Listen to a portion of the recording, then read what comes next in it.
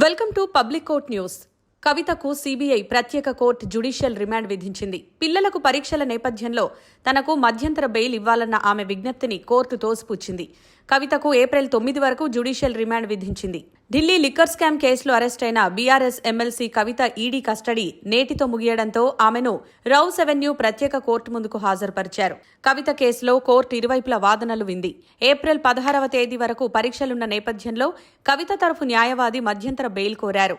ఈ కేసులో ఇప్పటికే అటాచ్ చేసిన ఆస్తులను ఖరారు చేస్తూ అడ్జుడికేటింగ్ అథారిటీ ఉత్తర్వులిచ్చిందని ఈడీ న్యాయవాది కోర్టుకు తెలిపారు. పీఎంఎల్ఏ సెక్షన్ 19(2) ప్రకారం నమోదు చేసిన స్టేట్మెంట్ ని తమకు కూడా ఇవ్వాలని కవిత తరఫు న్యాయవాది కోరారు. ఒక అప్లికేషన్ దాఖలు చేయాలని సీబీఐ ప్రత్యేక కోర్టు న్యాయమూర్తి కావేరి భవేజా తెలిపారు. సెక్షన్ 19(2) ప్రకారం నమోదు చేసిన స్టేట్మెంట్స్ అన్ని ప్రిజర్వ్ చేయాలని కవిత తరఫు సీనియర్ న్యాయవాది విక్రమ్ చౌదరి కోరారు.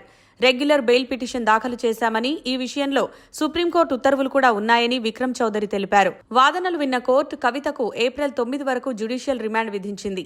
మరోవైపు ఎమ్మెల్సీ కవిత మోదీ ప్రభుత్వంపై పలు ఆరోపణలు చేశారు. తనపై తప్పుడు కేసు బనాయించారని అన్నారు. తాత్కాలికంగా జైల్లో పెడతారేమో కానీ తమ ఆత్మస్థైర్యాన్ని ఎవరూ దెబ్బతీయలేరని అన్నారు. కడిగిన ముత్యంలా బయటకొస్తానని చెప్పారు. తాను తప్పు చేయలేదు, అప్రూవర్గా మారానని కవిత అన్నారు. ఇది మనీ లాండరింగ్ కేసు కాదు, పొలిటికల్ కేసు అని అన్నారు. స్కామ్లో ఒక నిందితుడు బీజేపీలో చేరాడని, మరో నిందితుడికి బీజేపీ టికెట్ ఇచ్చిందని, మూడో నిందితుడికి ఎలక్టోరల్ బాండ్స్ రూపంలో బీజేపీ 50 కోట్లు ఇచ్చిందని విమర్శించారు.